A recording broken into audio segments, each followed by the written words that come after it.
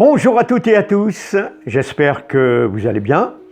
Heureux de vous retrouver pour vous raconter une autre histoire aussi paranormale, mystérieuse et étrange. Alors aujourd'hui, je vous invite à plonger dans un récit aussi troublant que déroutant.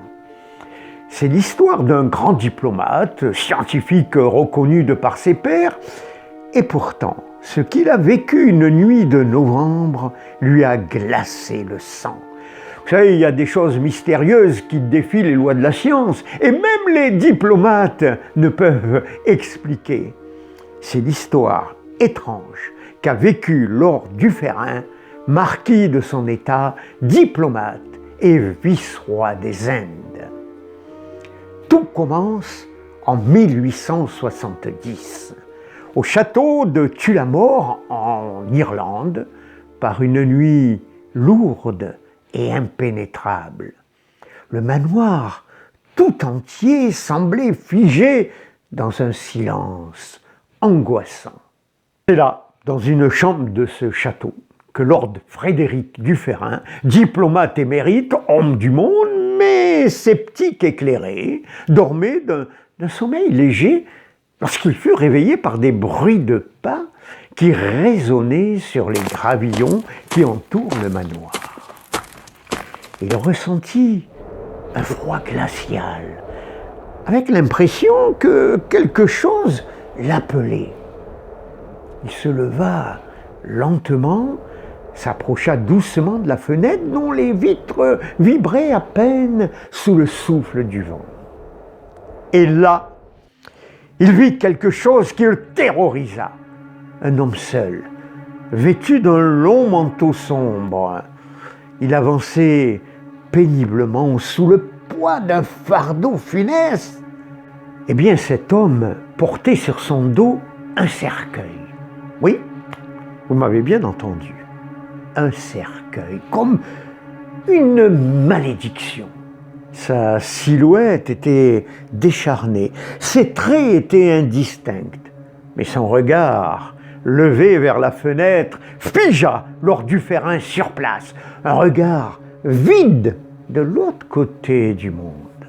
Puis, l'apparition s'évanouit. Lord Dufferin appela de suite ses domestiques, ils se mirent à la recherche de cet homme au cercueil. Mais il n'y avait rien, aucune trace de cet individu.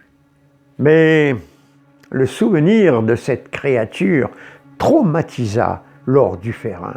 Le souvenir de ce visage l'obséda longtemps et resta gravé à jamais dans sa mémoire.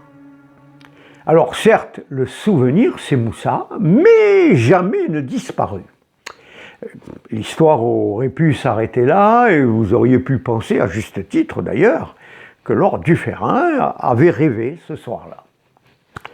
Mais voilà que 10 ans plus tard, Lord Dufferin, alors ambassadeur de Sa Majesté, est convié à une réception diplomatique dans un hôtel particulier de Paris. Et à l'intérieur, bien le sol est de marbre blanc, les dorures brillent, les lampes à gaz vacillent doucement dans les couloirs du 2e étage.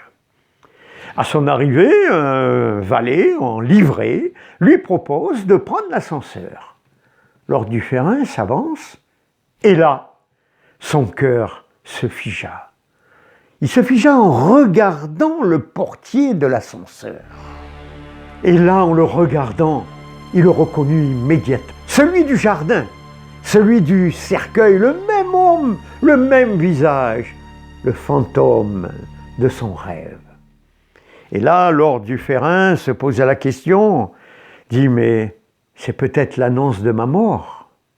Et sans un mot, Lord Dufferin recule, il décline poliment et monte les escaliers.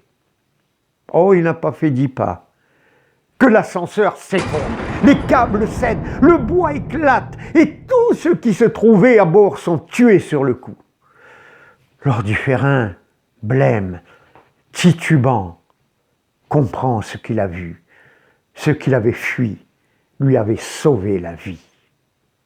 Depuis ce jour, Lord Dufferin ne parla presque plus de cette histoire. Mais à ceux qui l'interrogeaient sur le destin, il répondait simplement. Il y a des choses que même les diplomates ne peuvent expliquer. Et vous? Avez-vous fait une nuit un rêve prémonitoire? Alors, n'hésitez pas à me laisser votre commentaire, à me dire si un jour vous avez une intuition qui s'est avérée exacte. Dites-moi également ce que vous avez pensé de cette histoire de Lord Dufferin. Que faut-il croire? Est-ce là une simple coïncidence? Une construction mentale née d'un rêve oublié? Ou bien, peut-être, une vision venue d'ailleurs? Un avertissement d'un monde parallèle?